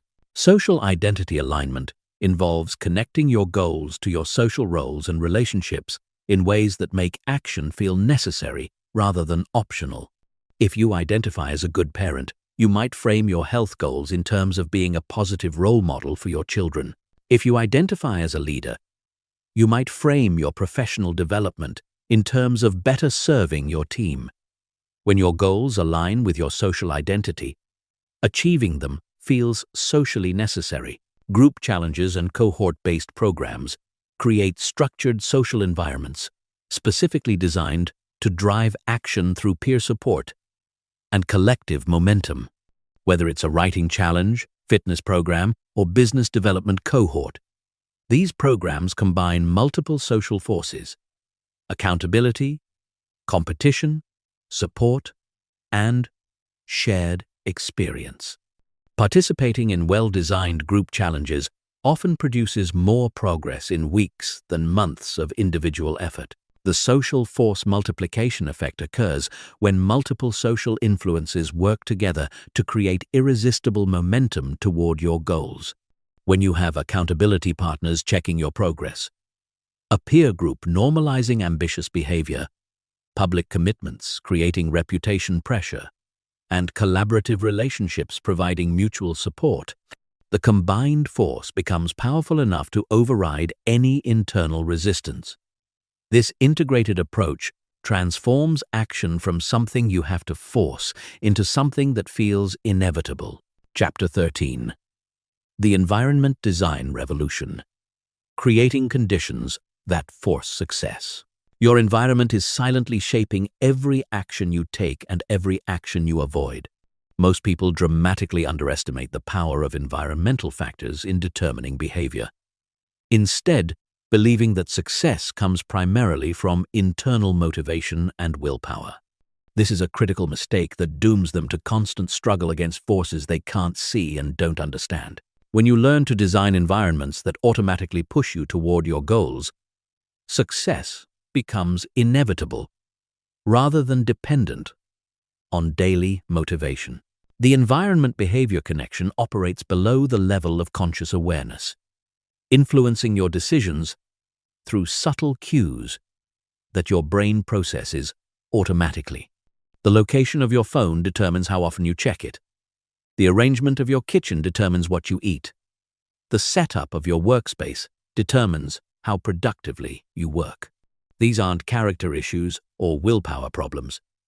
They're environmental design problems with environmental design solutions. Physical environment optimization involves arranging your space to make desired actions easier and undesired actions harder. If you want to exercise more, place your workout equipment in a visible, accessible location and put obstacles between yourself and sedentary activities. If you want to read more, place books throughout your living space and make accessing entertainment slightly more difficult. Small environmental changes often produce dramatic behavioral changes because they work with your brain's natural tendency to take the path of least resistance. The friction principle states that you'll naturally gravitate toward whatever requires the least effort in your current environment. This means success depends on designing your environment so that productive actions require less effort than unproductive ones. Remove friction from desired behaviors by eliminating barriers, reducing steps, and making tools easily accessible. Add friction to undesired behaviors by creating barriers, adding steps, and making distracting tools less accessible. Digital environment design has become crucial in the modern world because your digital environment influences your behavior as much as your physical environment. The apps on your phone's home screen determine what you do when you pick up your device. The websites bookmarked in your browser determine where your attention goes when you're online. The notifications you allow determine what interrupts your focus. Designing your digital environment with the same intentionality as your physical environment is essential for maintaining productive behavior patterns. Temporal environment design involves structuring your time to automatically trigger desired actions. This includes creating morning and evening routines that set up successful days, scheduling specific times for important activities, and building buffers around crucial tasks to prevent interruption. Your schedule is part of your environment, and designing it intentionally ensures that important actions happen automatically rather than depending on motivation or memory. The cue-based environment leverages your brain's associative learning patterns to create automatic behavioral triggers. When you consistently perform specific actions in specific locations at specific times, your brain forms powerful associations that automatically initiate the behavior when you encounter the environmental cues. A specific chair might become your writing chair. A specific room might become your exercise space. A specific time might become your learning hour. Social environment curation involves deliberately choosing who you spend time with and how you spend time together. Surround yourself with people whose behavior you want to emulate and whose standards challenge you to improve. Minimize time with people whose attitudes and actions pull you toward mediocrity or negativity. Your social environment is constantly teaching your brain what's normal, acceptable, and expected. So designing it intentionally is crucial for long-term success. Information environment control determines what ideas, perspectives, and knowledge influence your thinking and decision-making. The books you read, podcasts you listen to, and content you consume literally shape your mental models and worldview. Designing an information environment that exposes you to high-quality thinking, successful strategies, and inspiring examples automatically improves your own thinking and behavior patterns. The Environment Reset Protocol involves periodically auditing and optimizing your environment to ensure it still supports your current goals. As your objectives evolve, your environment needs to evolve with them. This might mean rearranging your workspace for a new project, updating your social circle as you develop new interests, or modifying your daily routines as your priorities change. Environmental design isn't a one-time activity, but an ongoing optimization process. Constraint-based design uses limitations to create focus and prevent decision fatigue. Instead of having unlimited options, constrain your environment to support specific actions. Keep only healthy food in your house if you want to eat better. Have only work-related materials in your office if you want to focus better. Limit your wardrobe to reduce decision fatigue. Constraints feel limiting, but actually create freedom by eliminating distracting choices. The priming environment includes subtle cues that psychologically prepare you for desired actions before you consciously decide to take them. Visual reminders of your goals, inspirational quotes in strategic locations, and objects associated with successful behaviors all serve as environmental primes that influence your mindset and increase the likelihood of productive action. Your environment can literally program your brain for success. Environmental momentum involves designing your space so that one positive action naturally leads to another. If your workout clothes are laid out next to your work materials, completing your exercise makes it easier to transition to focused work. If your healthy meal prep is visible when you open the refrigerator, eating well reinforces your health-focused identity. Creating these environmental chains multiplies the impact of individual actions. Recovery environment design acknowledges that humans need spaces and times for rest, reflection, and renewal. Creating environments specifically designed for recovery helps you maintain long-term performance while preventing burnout. This might mean having a specific space for relaxation that's free from work materials, or creating evening routines that help you transition from productivity mode to recovery mode. The compound environment effect occurs when multiple environmental factors work together to create irresistible momentum toward your goals. When your physical space supports productive action, your digital environment eliminates distractions. Your social environment normalizes excellence. Your information environment expands your thinking, and your temporal environment creates automatic triggers. The combined effect makes success feel inevitable. This integrated approach transforms your entire life into a system that's designed for achievement. Chapter 14. The Resilience Factory. Building unbreakable mental toughness for sustained action. The difference between people who take action occasionally and those who take action relentlessly isn't talent, intelligence, or even motivation. It's resilience. The ability to continue taking meaningful action despite setbacks, failures, criticism, and internal resistance is what separates temporary achievers from permanent winners. Mental toughness isn't something you're born with. It's something you build through deliberate practice and systematic exposure to challenges that strengthen your psychological capacity. Most people misunderstand resilience as the ability to avoid being affected by difficulties. True resilience isn't about not feeling pain, disappointment, or frustration. It's about feeling these emotions fully while continuing to take appropriate action despite them. Resilient people don't experience fewer setbacks than others. They experience setbacks without allowing them to derail their long-term trajectory. They process challenges differently, recover faster, and extract lessons that make them stronger. The anti-fragility principle goes beyond resilience to describe systems that actually get stronger under stress. While resilient systems can withstand shock and return to their original state, anti-fragile systems improve because of shock and emerge in a better state than before.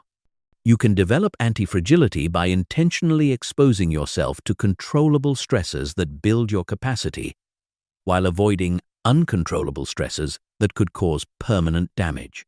Cognitive resilience involves developing thought patterns that maintain perspective during difficult periods and support continued action despite obstacles.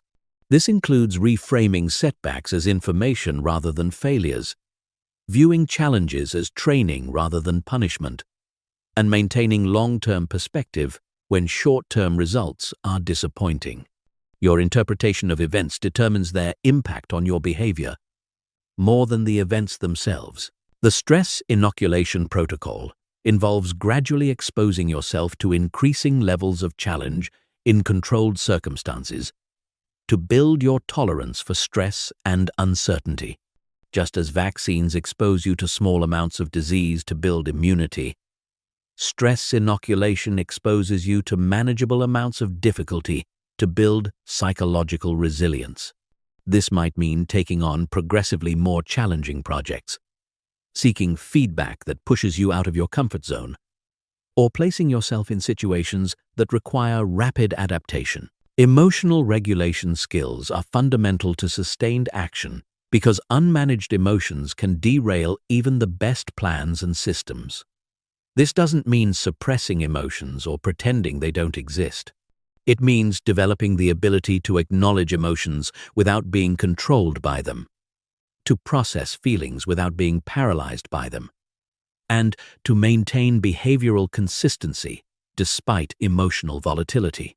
The failure reframe system transforms setbacks from action stoppers into action accelerators by changing how you interpret and respond to unsuccessful attempts.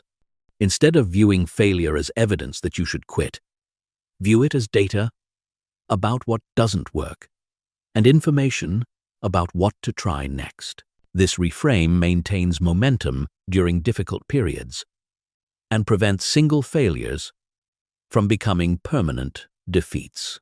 Recovery protocols ensure that you can bounce back quickly from setbacks without losing significant momentum. This includes having predetermined responses to common types of failures, maintaining perspective about temporary defeats in the context of long-term goals, and developing systems for analyzing what went wrong without dwelling on past mistakes. Quick recovery is often more important than avoiding failure entirely. The adaptation advantage involves developing the ability to modify your approach rapidly when circumstances change, rather than rigidly sticking to plans that no longer work. Resilient action takers are flexible in their methods while remaining fixed on their objectives. They pivot strategies without pivoting goals, adjust tactics without abandoning vision, and modify systems without losing consistency. Mental toughness training involves deliberately practicing action-taking under increasingly difficult conditions. This might mean working when you're tired, making decisions when you're uncertain, or pursuing goals when external support is lacking. Like physical muscles, mental toughness grows stronger through progressive resistance training, where you gradually increase the psychological weight you can handle. The support system activation strategy ensures that you have multiple sources of encouragement, advice, and assistance available when your individual resources feel depleted. This includes mentors who can provide perspective during difficult periods, peers who can offer encouragement when motivation is low, and professionals who can provide specialized help when problems exceed your current capabilities. Having multiple support sources prevents any single relationship from becoming a critical failure point. Perspective maintenance involves developing the ability to see temporary setbacks in the context of long-term progress, and to maintain awareness of your growth, even when current circumstances feel overwhelming. This includes keeping records of past successes to review during difficult periods, maintaining awareness of skills you've developed through previous challenges, and remembering that most current problems are temporary rather than permanent.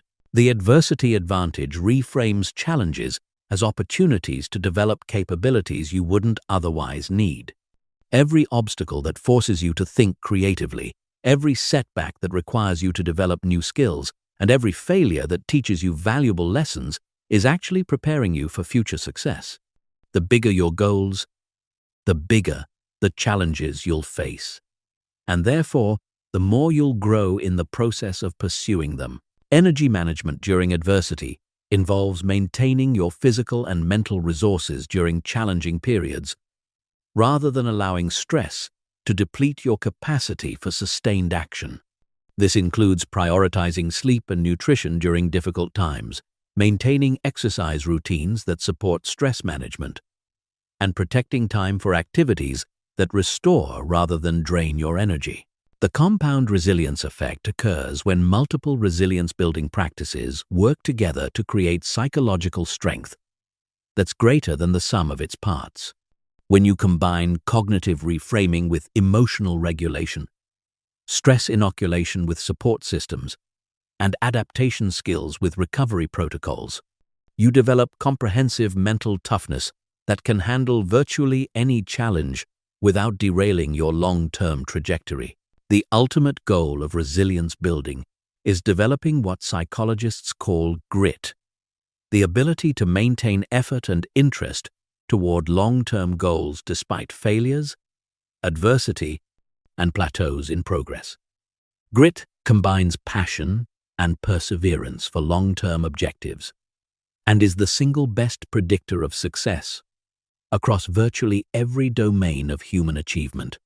When you develop true grit, temporary setbacks become irrelevant because your commitment operates at a level that transcends daily circumstances. Chapter 15. The Unstoppable Identity. Becoming someone who can't help but succeed. The ultimate transformation isn't just learning to take action consistently. It's becoming the type of person for whom taking action feels natural, inevitable, and effortless. When action-taking becomes part of your core identity, rather than something you have to force yourself to do, you transcend the need for motivation, willpower, and external pressure. You become someone who can't help but succeed because success becomes an automatic expression of who you are, rather than something you have to work to achieve. Identity transformation is the most powerful form of personal change because it operates at the level of self-concept rather than just behavior. When you see yourself as someone who takes action solves problems, and pursues excellence. These behaviors flow naturally from your sense of self. When you see yourself as someone who struggles with consistency, procrastinates, or settles for mediocrity, these behaviors also flow naturally from your identity. The key is consciously reshaping your identity to align with the person you want to become. The identity behavior loop explains why some changes stick while others don't. Every action you take is a vote for the type of person you believe yourself to be. When you take action despite not feeling like it, you're voting for being someone who follows through. When you avoid difficult conversations, you're voting for being someone who chooses comfort over growth. These votes accumulate over time and eventually determine your identity, which then drives future behavior. Becoming an action-oriented person requires deliberately choosing actions that align with this identity even when they feel unnatural at first. Start with small actions that clearly demonstrate follow-through. Making your bed every morning, arriving early to appointments, completing small commitments exactly as promised. These actions might seem insignificant, but they're building evidence that you're someone who does what they say they'll do. The excellence mindset involves shifting from asking, "What's the minimum I can do?" to asking, "What's the best I can do with my current resources?" This doesn't mean perfectionism or working excessive hours. It means bringing full attention and effort to whatever you're doing, whether it's a major project or a routine task. Excellence becomes a standard of engagement rather than an outcome you occasionally achieve. Values-based action ensures that your behavior flows from your deepest beliefs and principles rather than external expectations or temporary emotions. When you identify your core values and align your actions with them, taking action feels meaningful rather than forced. If you value growth, learning new skills becomes natural. If you value contribution, helping others becomes automatic. If you value integrity, keeping commitments becomes non-negotiable. The compound identity effect occurs when multiple identity components reinforce each other to create unstoppable momentum. When you see yourself as someone who is disciplined, committed, growth-oriented, solution-focused, and action-oriented, these identity components work together to create behaviors that support all of these characteristics simultaneously. You don't have to remember to act disciplined because disciplined action flows from your identity. Professional identity adoption involves studying and modeling the mindsets, behaviors, and standards of people who've achieved what you want to achieve. How do successful entrepreneurs think about risk? How do elite athletes approach training? How do accomplished writers handle rejection? By adopting professional standards before achieving professional results, you accelerate your development and begin operating at higher levels immediately. The mastery orientation involves focusing on becoming excellent at the process of achievement rather than just achieving specific outcomes. When you develop mastery-level skills in goal setting, system design, obstacle navigation, and consistent execution, you become someone who can succeed in virtually any domain because you've mastered the fundamental processes that create success in any field. Internal scorecard development means learning to measure your success based on your own standards and values, rather than external validation or comparison to others. When your sense of achievement comes from living up to your own principles and making progress toward your own goals, you become immune to the motivation-killing effects of criticism, setbacks, and other people's opinions. The contribution identity involves seeing yourself as someone whose actions make a positive difference in the world rather than someone who just pursues personal gain. When you connect your goals to something larger than yourself, taking action feels meaningful rather than selfish. This might mean pursuing financial success to provide for your family, developing skills to solve important problems, or building platforms to share valuable ideas.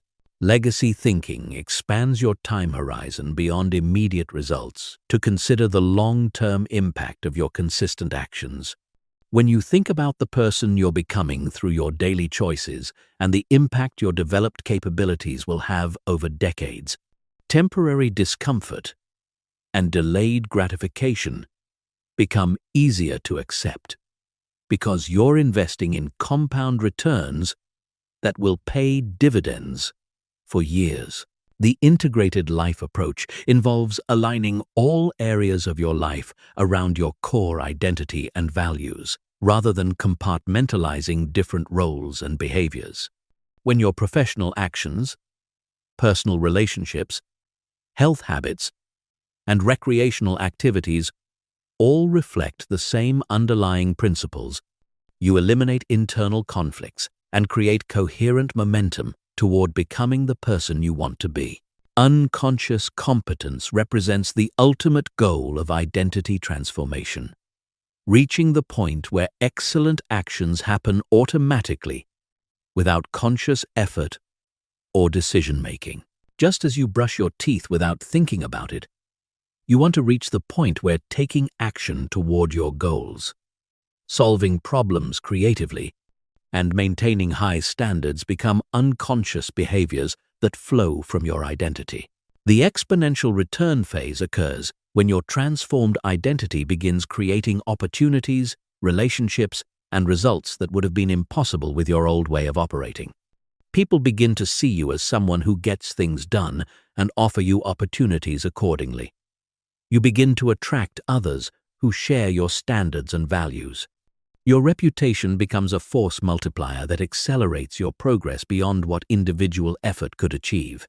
The teaching imperative involves sharing what you've learned about action-taking and achievement with others who are still struggling with consistency and follow-through. Teaching others solidifies your own identity transformation and creates accountability that prevents you from reverting to old patterns.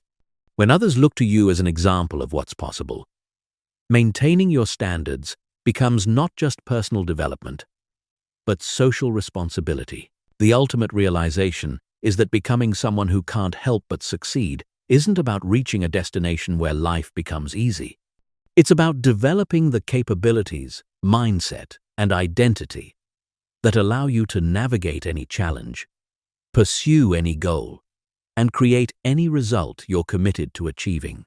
When taking action becomes part of who you are rather than something you do, success becomes inevitable because you become unstoppable.